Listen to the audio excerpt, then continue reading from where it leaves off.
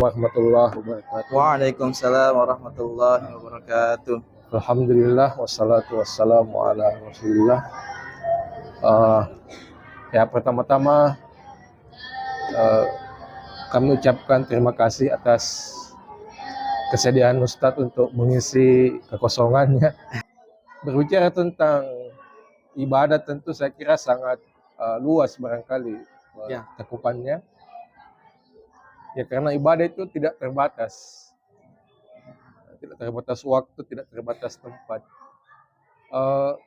Yang ingin saya tanyakan, ada survei dari media, salah satu media di Jakarta beberapa waktu yang lalu.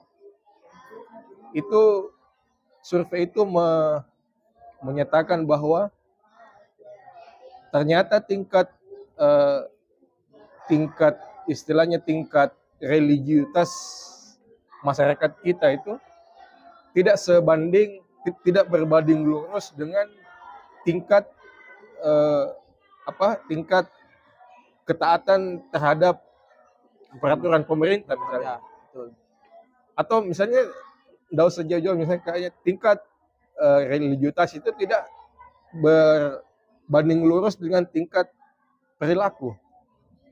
Ya, ada tingkat religiusitas kita tinggi, masjid penuh, masjid banyak, meskipun tidak penuh ya, masjid banyak, haji terbanyak, tapi tingkat korupsi kita terbanyak juga. Itu kan tingkat religiusitas kita kok tidak berpengaruh terhadap tingkat perilaku kita. Secara umum sebagai satu bangsa. Ya, malah ada berita ini, saya juga dengar beberapa hari yang lalu, ada berita kalau tidak salah di Taiwan, di Cina itu ya. Ada pejabat yang disangkakan ijazahnya itu palsu, dia langsung mengundurkan diri. Kok di sini ada yang tidak tahu mantan pejabat yang ijazahnya masih dipertanyakan, kok masih ngotot ya? Ya, dijebak ya. Jadi apakah tidak ini? Itu mungkin Ustaz. Jadi apakah tingkat religiusitas itu kok di luar negeri tidak religius kan? Malah banyak yang bilang di luar negeri itu ateis. Tapi kok baru dia dicurigai, langsung dia mundur. Di sini kita sudah dicurigai, malah anaknya pun jadi pejabat, tidak malu-malu gitu. Itu gimana itu? Apakah ada pengaruhnya? Apakah ada perbedaan kita dengan bangsa-bangsa di luar? Itu? Mereka kok tidak religius, kok bisa taat aturan? Kita kok religius, kenapa masih tingkat korupsi kita tinggi juga? Demikian. Assalamualaikum warahmatullahi wabarakatuh. Bismillahirrahmanirrahim. Rabbi shrah lana sadrina wa yassir lana amrina wahlul 'uqdatam min lisani yafqahu qawlana. Rabbi zidna ilman warzuqna fahman. Insyaallah saya akan menjawab semua pertanyaan dari Pak Ismail tadi terkait tentang ibadah ya, ibadah. Bagaimana itu ibadah itu mencangkup secara seluruh. Nah, yang saya katakan tadi itu kan ibadah itu kan tujuan hidup yang dalam artian memiliki beberapa poin. Nah, saya ambil kan membahas tadi tentang hukum, tentang hukum dan tentang aturan. Oke, kita campurkan. Kalau misalkan kita lihat di Indonesia itu pegang prinsip adalah Pancasila dan Undang-Undang Dasar, betul? Nah, di agama poin utama itu adalah Al-Quran dan As-Sunnah. Nah, bagaimana kita merealisasikan atau kita gabungkan itu Al-Quran dan Sunnah? Yaitu tadi yang saya katakan, ibadah itu adalah dua. Ibadah mahda dan ibadah ghair mahda. Kalau kita berpikir saja bilang, ini ibadah, yang penting ibadah adalah memang tujuannya untuk ibadah. Semakin dalam, saya katakan tadi, semakin dalam lautan dicari, maka semakin dalam ilmu yang kita dapat. Nah, itulah pentingnya diskusi. Diskusi akan mendapatkan satu tujuan dalam permasalahan. Nah, kita itu sebenarnya bukan permasalahan ibadah, tapi nilai dari sebuah ibadah. ya kan? Sebagaimana tadi dikatakan nawaitu, nawaitu, nawaitu. Hadis riwayat Arba'in hadis kedua dikatakan innamal a'malu binniyat, ya kan? Kalau misalkan kita sholat, puasa, zakat, kita tidak ada niat, batal itu hukumnya karena diawali dengan niat. Kalau misalkan kita tidak dengan niat, maka itu batal. Kalau misalkan dengan niat, itu sah. Yang dikatakan Pak Ismail tadi, bagaimana itu tentang nawaitunya ya, ibadahnya. Jadi itu di dunia ini kita tidak sementara semuanya tidak ibadah, ya. Ada juga kita sebagai khulafaur rasyid, sebagai khalifah.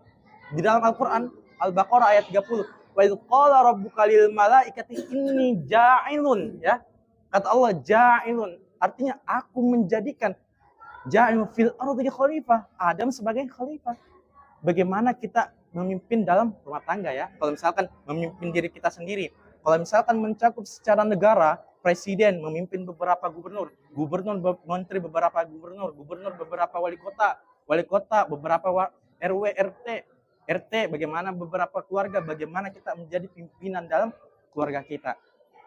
Itu termasuk ibadah.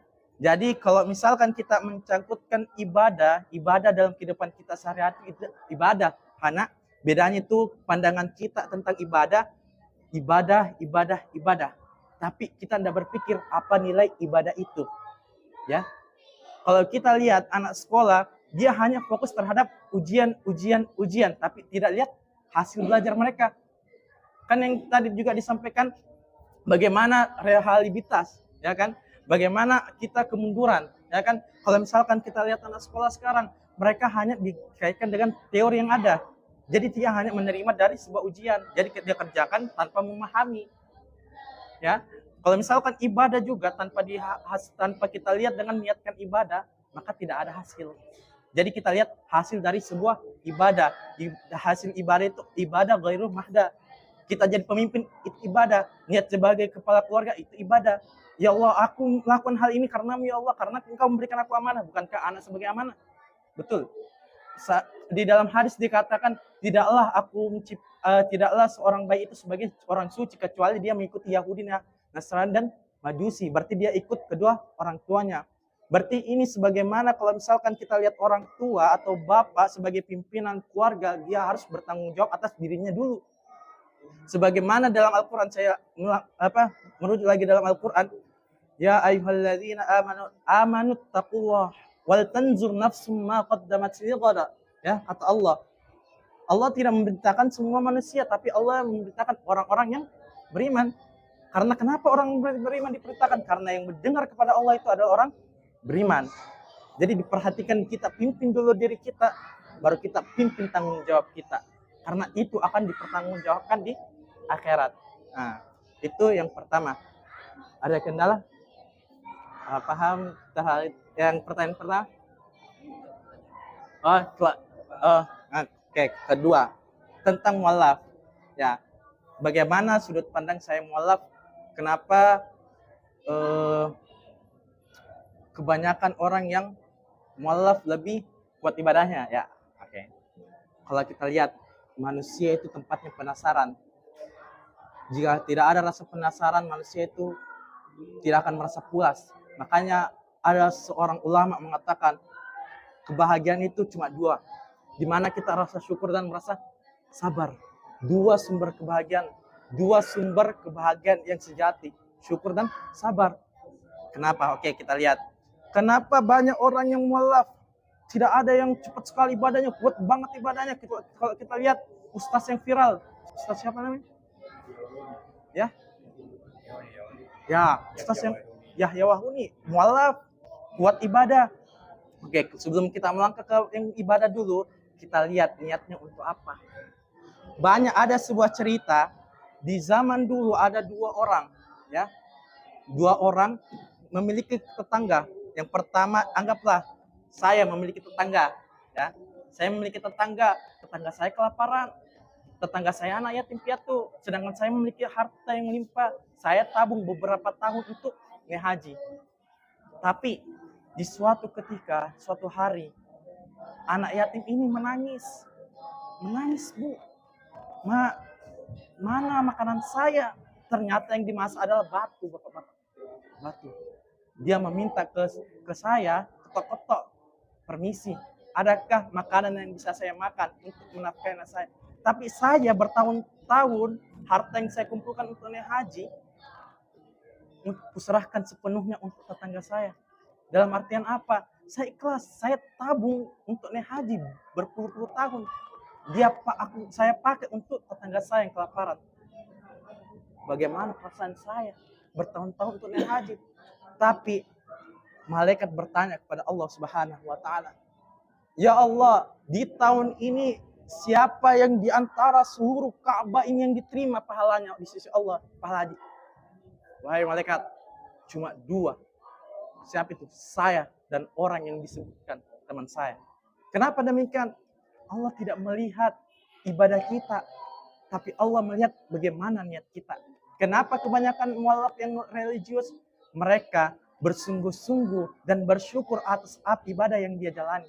Dan mereka bersabar atas ujian yang dia timpa. Kalau kita lihat ya, bagaimana kalau misalkan kita naik motor, ban kita meletus, pasti kita mengeluh. Kenapa meletus ini? Tapi coba lihat orang malah keyakinan mereka terhadap Tuhan sebegitu tinggi. Syukur dan sabar, itu aja. Itu. Kenapa? Bagaimana caranya, solusinya? 2. Kita bersyukur atas kesehatan untuk beribadah, melaksanakan ibadah, sabar terhadap ujian yang Allah berikan. Kalau misalkan kita, ibadahnya orang malaf lebih tinggi, jangan lihat orang malaf. Kita lihat dulu kisahnya Nabi Ayub. Sanggupkah kita jadi Nabi Ayub? Bagaimana kita caranya berdakwah Nabi Muhammad SAW? Sanggupkah kita seperti Nabi? Kalau kita melihat orang lain, lihat diri kita diri sendiri. Kenapa lebih banyak orang mualaf lebih ibadahnya? Kalau misalkan kita lihat, boleh sebagai renungan. Nah, mengapa diri saya kurang beribadah? Mengapa saya lakukan ini? Mereka itu melakukan itu karena untuk betul-betul dengan nyata bahwa ini adalah ajaran yang benar, adalah agama Islam.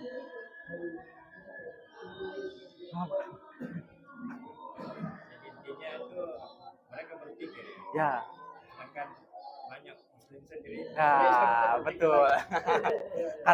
karena kebanyakan kita bilang ini agama orang tua. Nah, sebenarnya bukan agama orang tua. Yang betul-betul ibadah sama Allah itu ya betul-betul kita niatkan dari awal. Syahadat kita perbaiki, tauhid kita diperbaiki. Tauhid artinya bagaimana keyakinan kita keberadaan Allah Subhanahu wa taala. Ya. Kemudian tentang rehabilitas. Rehabilitas itu kenapa orang yang saya juga pernah tanyakan di mana-mana, dan kenapa orang yang beragama di negara kita yang mayoritas Islam kurang sholat, banyak korupsi. Kalau kita lihat singkatnya itu istidraj, di mana Allah memberikan banyak kenikmatan, banyak kebahagiaan walaupun dia sholat, tapi itu akan dipertanggungjawabkan di akhirat. Sholatnya diterima, pahala puasanya diterima, apapun diterima, dia belum perbaiki sholatnya. Bukankah kunci kehidupan adalah sholat?